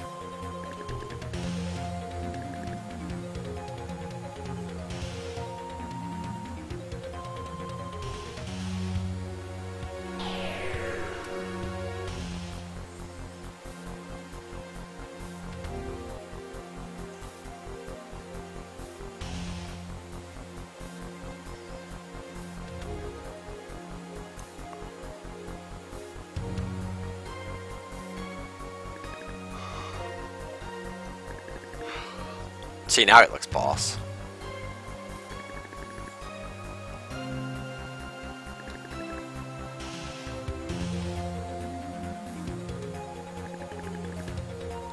I don't know, I see that too.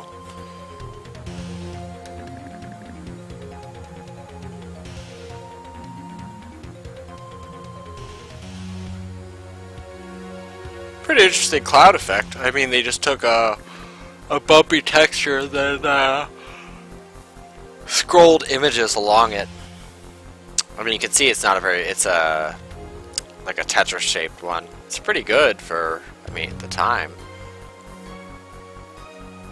I mean, you're not actually moving, it's just simulating movement.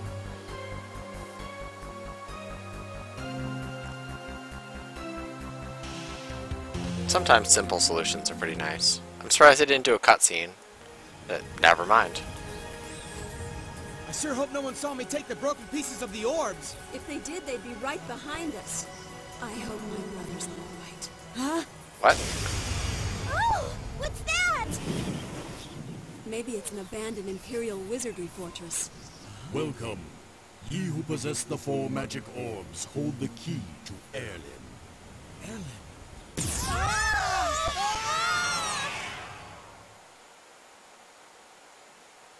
Interesting. Am I gonna get like a super cool base? Whoa. It's oh, sorry I'm yawning. I got like a rude awakening, so I'm like, ugh, today. It's Shodan. Blue Shodan.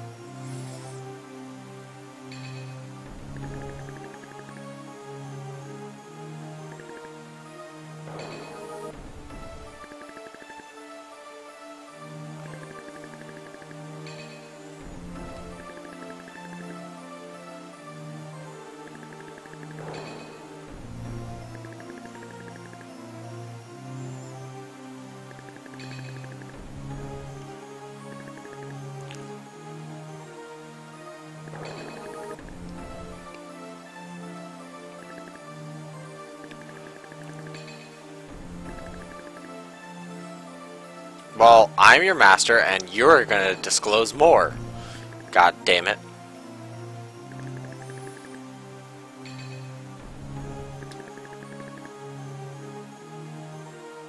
That's not really a good idea.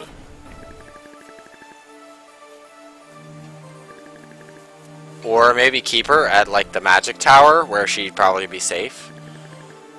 Considering it appeared out of nowhere.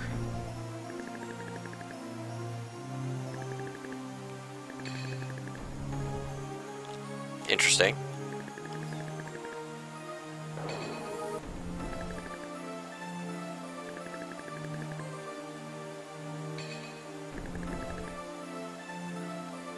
Oh, interesting.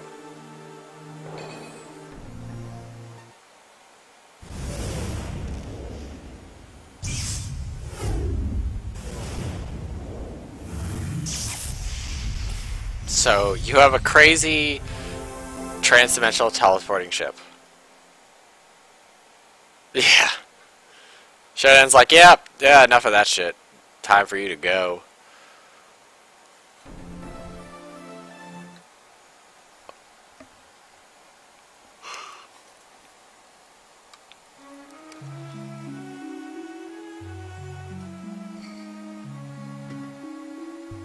And why would you take her back? Just keep her on your awesome teleporting ship.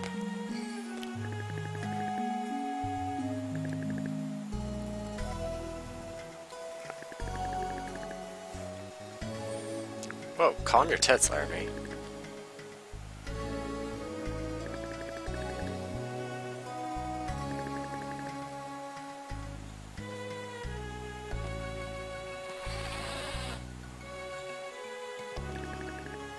For a nice butt, she has a pretty shitty attitude.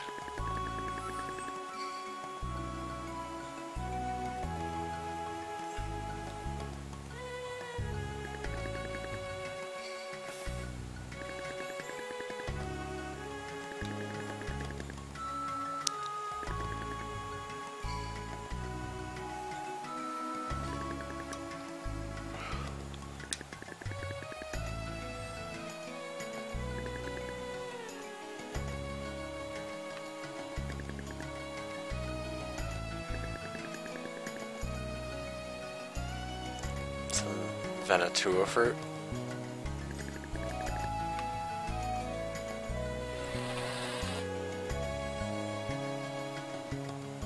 This game has like I get that they have like weird load zones. It's interesting.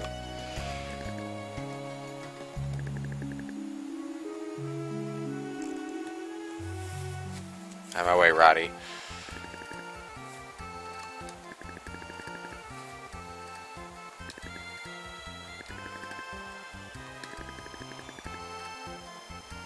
Venetua fruit.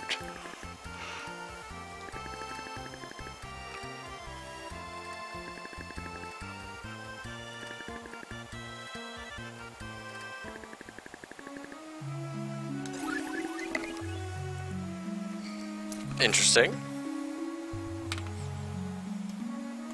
Yeah, it makes me wonder.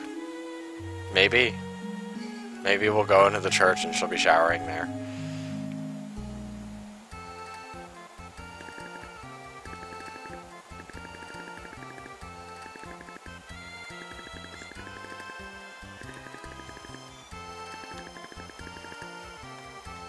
Yeah, dude, never need to buy anything ever again.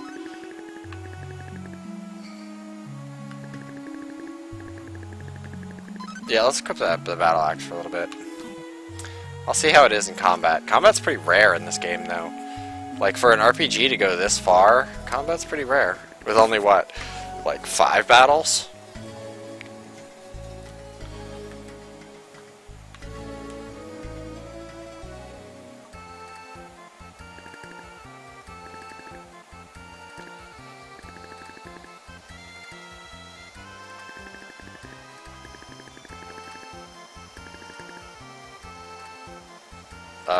Yeah.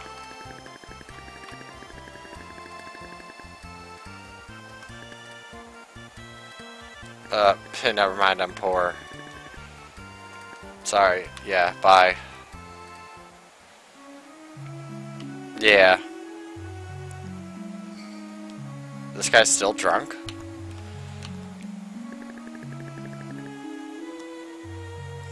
Dude, you got some issues.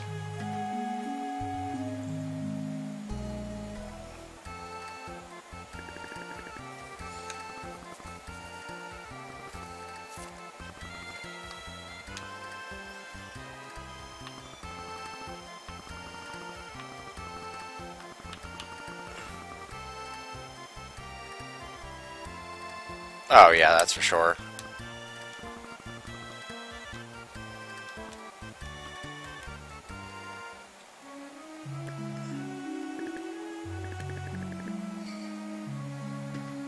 Rotate the door upward. Oh, I guess it means just turn the camera.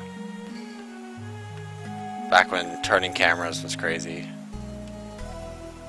That probably means that there's something in here.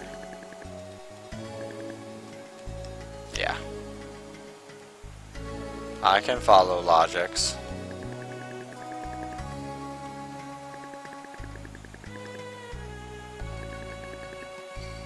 Oh.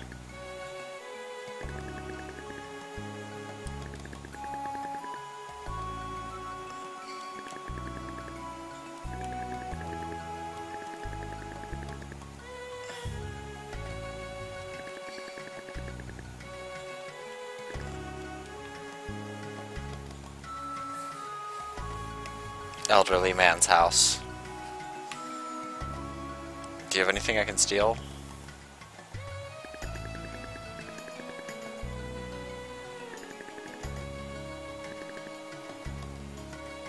They eat fruits too.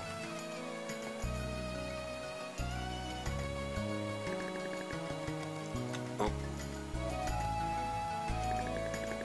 What? Yeah.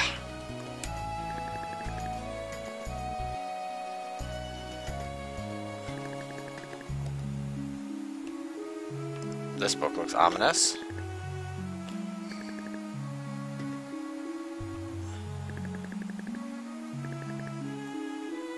No. Come on. Straight up steal this guy's ocarina book.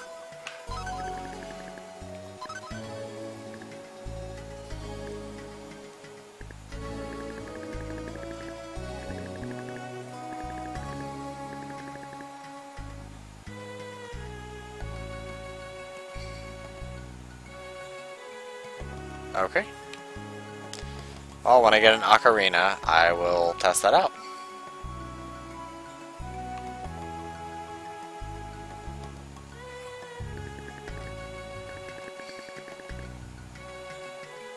Well, the wind doesn't go anywhere, it loops around.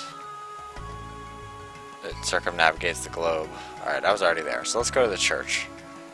Actually, before... No, I'm just gonna walk into the church.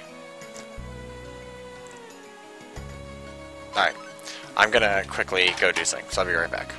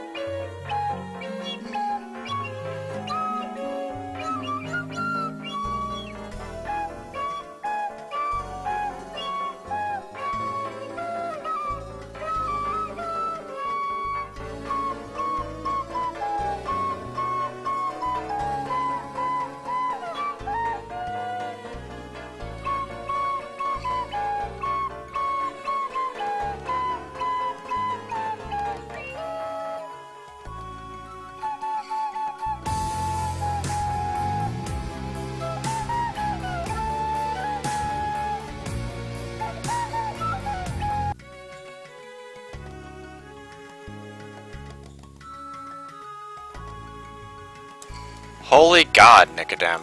That was awful. That's good. Surprising for a game like this. I mean, hold on, let me check something. Is it?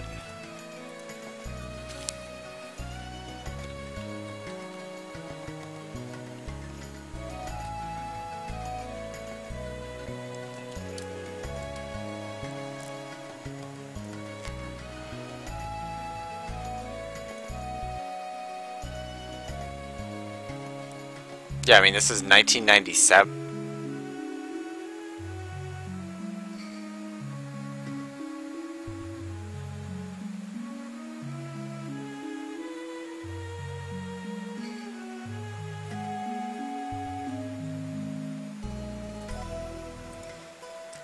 Yeah, that recorder was awful. Let's see, saying.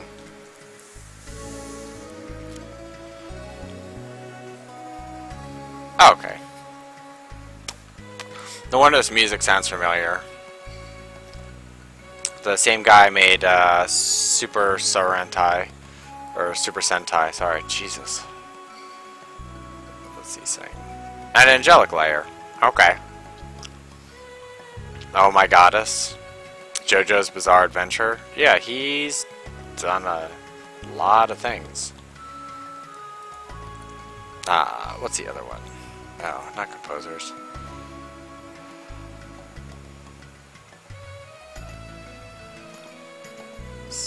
That's weird that this is an Arc Entertainment game.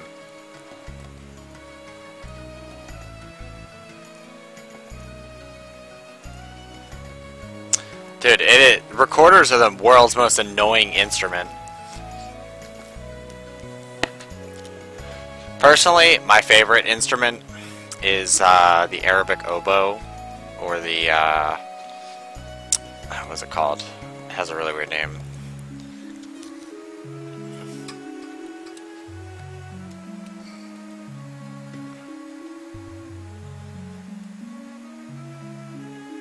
It's like the Mizmar? Where is it?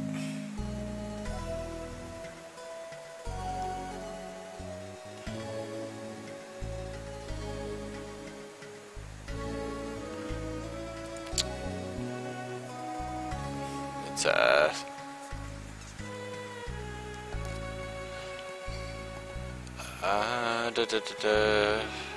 It's called an Arabic oboe, but it has another name. It's not a capped. It's a bagpipe instrument. I'm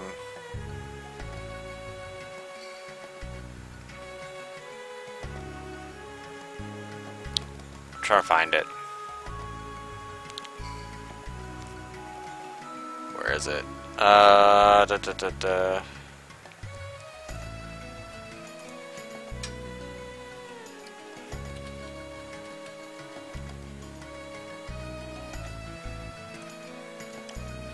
Yeah, Mizmar. Something about it, just like, I don't know, it's like hypnotizingly good.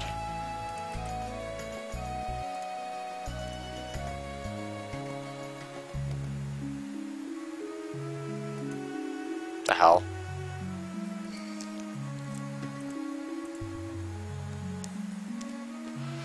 Apparently my stream crashed.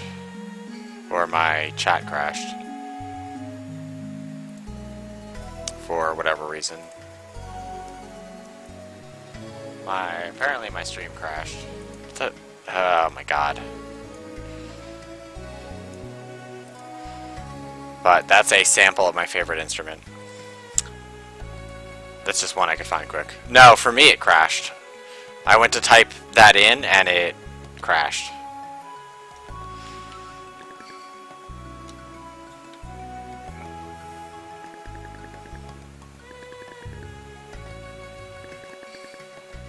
She looks a little better there. The bangs are a little weird. And her strange school marmy outfit.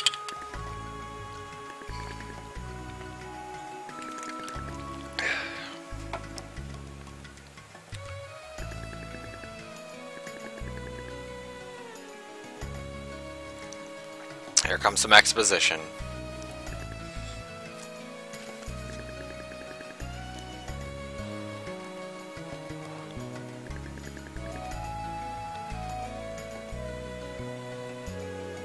Oh, somehow I knew he was dead. I thought she said somebody I knew he was dead.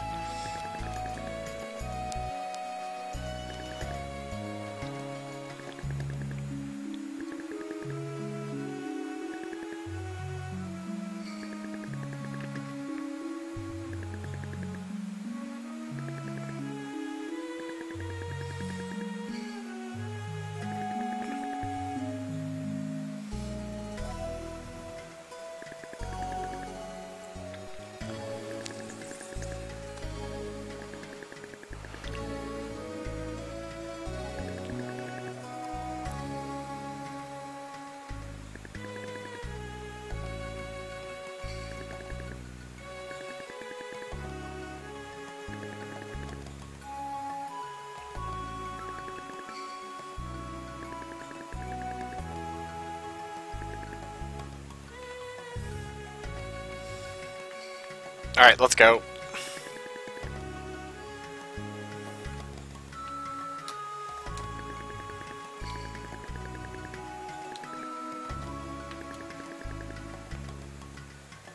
Would you like to say a prayer? Save.